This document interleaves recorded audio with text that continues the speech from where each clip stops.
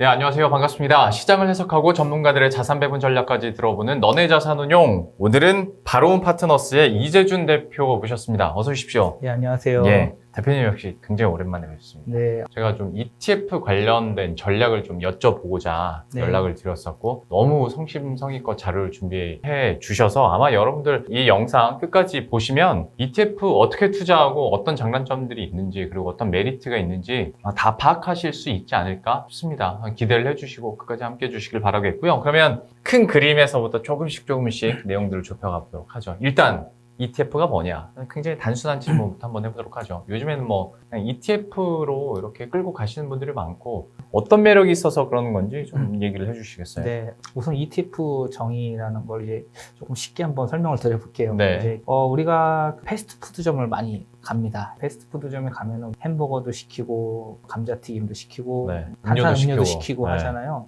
이제 그 하나하나의 각각의 음식들을 다 하나의 자산이라고 좀 보시면 될 것 같아요. 네. 자산 구성. 이 자산들을 하나의 바구니로 뭉쳐 있는 거를 투자하는 것을 바로 ETF라고 보시면 됩니다. 네. 그러니까 이 말에서 ETF는 분산 효과라는 게 바로 여기서 발생을 하는 거죠. 우리가 감자튀김만 살 수도 있겠지만 단품으로 구매하면 비싸요. 맞아요. 예, 그걸 단품으로 알고 구매하면 있어요. 비싸긴 한데 이 ETF를 구매했었을 때는 또 세트로 하면 또 저렴하잖아요. 맞아요. 그러니까 우리가 개인 투자자분들이 하나의 기업들을 하나씩 투자하면은 굉장히 시간적으로도 오래 걸리고 투자 분석하는데 비용도 많이 초래되고. 근데 이제 ETF는 그 하나의 상품을 한 주를 투자하면은 여러 개의 바스켓으로 구성된 종목을 네. 한꺼번에 사는 거기 때문에 그렇죠. 이 세트 개념의 투자를 한다라고 보시면은 가장 좀 이해하기 쉽지 않을까? 이렇게 좀 말씀을 드리도록 하겠습니다. 그러면 이제 뭐 세트로 나오는 건 오케이 여기까지는 알겠다 이거예요. 그러면 장점이나 특징들 뭐가 있는지 이것도 한번 설명을 해주세요. 네, 결국은 ETF는 특정 자산이나 특정 지수의 가격 움직임이 연동되도록 설계된 상품입니다. 그 벤치마크 대비 ETF가 잘 추정돼야 된다라는 게 이제 중요한 거고요. 네. 앞서 말씀드렸던 ETF는 뭐 패스트푸드의 세트라고 좀 비유를 할 수 있을 것 같고, 그리고 ETF는 주식과 펀드에 약간 믹스된 혼합된 상품이라고 좀 생각을 하시면 좋을 것 같습니다. 그러니까 주식에 대한 부분들도 특징이 있고요. 그리고 또 펀드에 대한 요소들도 다 같이 반영이 됐기 때문에 이런 거를 좀 이해를 하시면 좋을 것 같고. 상장 지수 펀드잖아요. 그렇죠. 상장 지수 펀드죠. 네. 그러니까 상장한 이제 지수 벤치마크를 투자를 하는 거죠. 이렇게 보시면 될 것 같고, ETF가 왜 필요하냐 봤을 때는 변동성, 이게 위험이라고 하죠. ETF는 변동성이 개별 주식보다 훨씬 덜합니다. 네. 그러니까 약하기 때문에 이 변동성 관리의 대안으로도 활용을 할 수 있을 것 같고요. 그리고 과거에는 이제 저금리 시대에 대안 투자가 뭐가 있을까 했었을 때 ETF는 개별 주식과 마찬가지로 배당을 받아서 분배금 형식으로 받아갈 그렇죠. 수 있는 네. 구조가 있고요. 그다음에 매매 차익에 대한 또 시세 차익도 발생할 수 있고 그런 부분들이 있습니다. 또한 이제 고금리 시대에는 아무래도 위험 자산이 투자 심리가 약해지고 이게 주가가 많이 떨어지죠. 네. ETF는 인버스라는 게 또 상품이 있습니다. 예. 그러니까 그래서 지수의 이제 방향성을 잘 분석을 해서 그 방향성에 맞게 투자를 할 수도 있다. 그러니까 지수가 떨어지는 거에 대해서도 우리가 투자를 할 수 있다라는 거죠. 그리고 또 우리가 이제 고령화 시대다 보니까 이 연금 저축에 대한 니즈, 개인 연금 네. 니즈가 있다 보니까 ETF가 연금식으로 또 상품들이 나오고 있기 그렇죠. 때문에 맞아요. 공제가 들려 세금 혜택에 대한 부분들도 같이 좀 반영할 수 있을 것 같고요.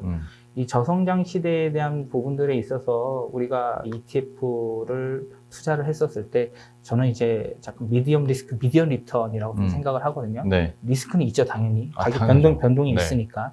그렇지만 이걸 포트폴리오 구성을 하면은 충분히 리스크 관리가 가능한 상품이다라고 좀 생각을 하고 있습니다.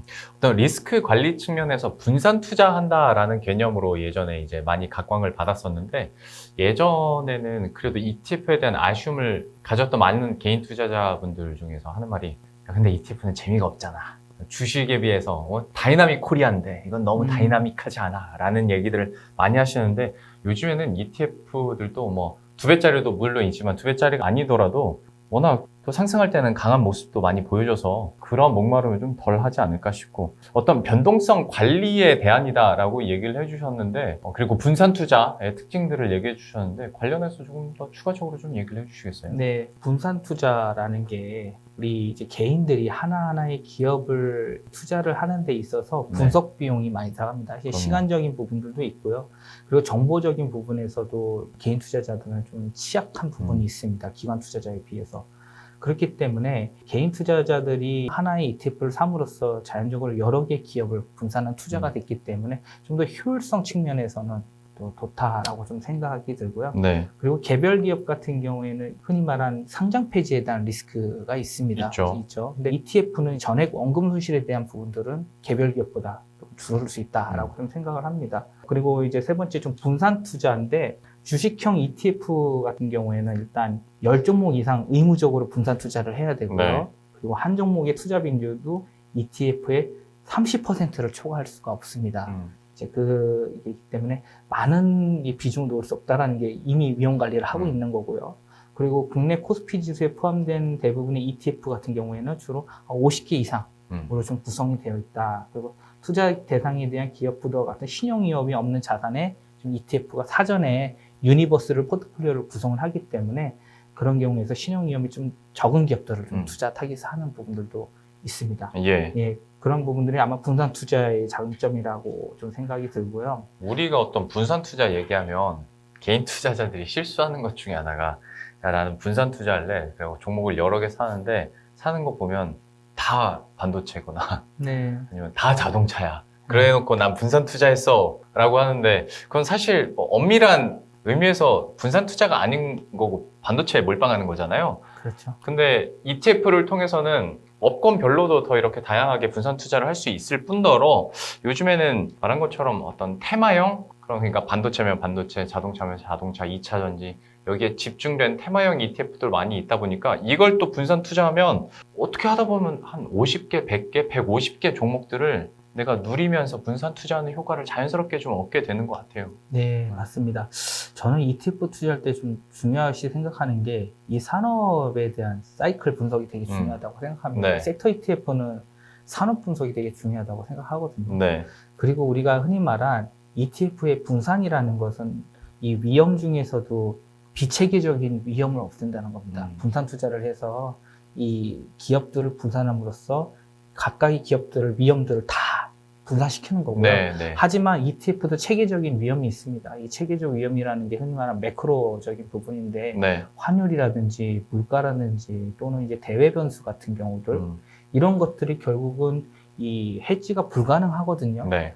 다만 ETF 구성하는 인버스랑 채권형이랑 좀 믹스를 시키면 일부 해지가 될 수 있죠. 그 대신에 우리가 원하는 기대 수익은 못 맞출 수는 있어요. 벤치마크 대비 아웃퍼폼 하기는 힘들 수도 있어요. 네. 왜냐면 이미 분산을 했기 때문에. 그래서 제가 리스크 자체가 줄지만 리턴 자체도 줄을 수밖에 없는 구조다 이렇게 말씀을 드린 겁니다. 예. 근데 사실 방금 대표님께서 말씀하신 부분에 대해서 야 내가 그것까지 어떻게 리스크를 다 관리하고 하겠지라고 생각하시겠지만 ETF를 사는 순간 이 미디어실 옆에서 하루 종일 밥만 먹고 그 고민만 하는 네. 매니저들이 네. 이제 ETF를 어떻게 운용할 것인지 이거 뭐 예를 들어서 일정 기간별로 뭐 예를 들어서 분기별로 리밸런싱을 또 하고 안 좋은 것들을 빼고 괜찮은 종목들은 다시 집어넣고 하는 거니까 방금 말씀하셨던 그런 노력들은 이미 여러분들이 ETF를 사는 순간 자산운용사에서 하고 있다라고 생각하시면 될 것 같고 비용 측면에서의 장점들 이것도 네. 실제로 어떻게 얼마나 저렴한 겁니까? 이제 펀드랑 좀 비교를 해보고 싶은데요. 이제 액티브 펀드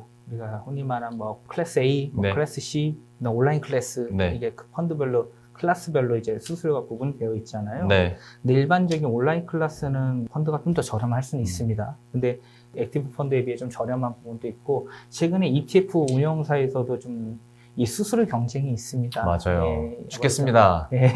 저 입장에서는 고객을 이제 모집을 해야 되다 보니까 그렇죠. 예, 좀 약간의 출혈 경쟁이 좀 발생할 수 네. 있습니다. 그래서 일단 운용사 보수 인하 경쟁을 하고 있고 미국의 인베스코 QQQ ETF 같은 경우에는 이 0.2% 상수로 이제 수수료로 고정하고 그러거든요. 그러니까 여러분들이 보실 때 ETF를 고를 때도 똑같은 테마인데 서로 운용하는 기업이 다른 경우들이 있거든요. 그럴 경우에는 결국 보는 게 수수료 얼마인지랑 네. 분배금 얼마나 나오는지 예. 그 정도인 거잖아요. 맞습니다. 거기서 이제 차이가 생기는 건데 여러분들이 출혈 경쟁이면 자산 운용사는 힘들지만 여러분들한테는 오히려 좋은 거거든요. 그러니까 이것도 좀 잘 비교해 가시면서 ETF의 장점을 좀 잘 누리시길 바라겠고 또 다른 장점은 뭐가 예, 있을까요? 또 이제 투명성에 대한 부분을 음. 말씀드리고 싶어요. 이것도 좀 펀드랑 비교를 해보고 싶은데 앞서 제가 ETF 소개를 했었을 때 네. ETF에는 자산 구성 내역이라는 이 PDF를 통해서 이 어느 종목에 지금 ETF의 구성 종목이 무엇이 있는지를 확인할 수가 있습니다. 네. 운용사 홈페이지에 들어가면 또 음. 확인이 가능하고요.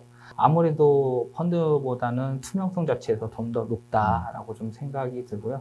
일별 납부자산 구성 내역 관련해서 매일 투명하게 공개를 하고 있기 때문에 내가 이 ETF를 투자했을 때 어느 기업에 투자를 했는지 볼 수 있다. 개인 투자자 입장에서도 확인을 할 수 있다라는 측면에서 투명성도 높고 그렇기 때문에 신뢰도도 높다. 이렇게 좀 말씀드릴 수 있을 것 같습니다. 그리고 그걸 보면서 내가 HTS로 항상 매매를 하고 내가 그냥 빼고 싶을 때는 어느 순간이라도 장중이면 뺄 수 있다라는 그렇죠. 것도 큰 장점인 것 같아요. 그렇죠. 그게 유동성이라고 볼 수 있겠죠. 네, 맞아요. 예, 펀드는 또 이제 환매라는 게 있지만 ETF는 다른 게 실시간 내가 매도를 통해 가지고 뺄 수가 있다라는 그렇죠. 측면에서 유동성에서 있고요. 그리고 제일 중요한 거는 이 운용사가 기초자산의 가격을 잘 추정해야 되는 게 제일 중요하거든요. 그럼 그 안에 이제 LP들이 들어갑니다. 네. 유동성 공급업자라고 하는데 주로 증권사들이 이제 유동성 공급을 하는데 네. 그 괴리가 벌어지지 않고 추적 오차가 발생하지 않게 만드는 게 중요하거든요. 그게 이제 운용사가 잘 운영을 하고 있구나, 벤치마크 기초자산을 잘 맞춰서 추정하고 있구나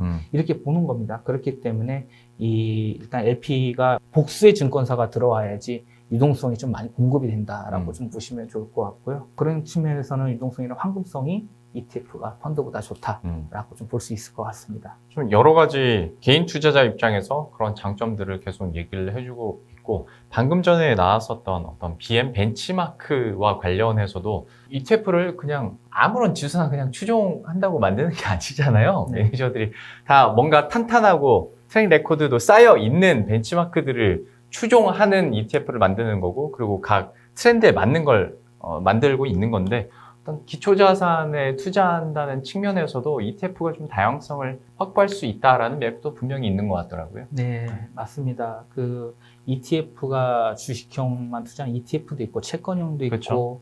또 원자재형, 그다음에 통화, 또 섹터, 뭐 파생 상품 등 다양한 기초자산이 있습니다. 진짜 많죠. 예, 그렇기 때문에 우리가 그 말인즉슨 위험자산과 안전자산을 섞어서 혼합해서 우리가 투자를 할 수 있다라는 게 좋을 것 같고요.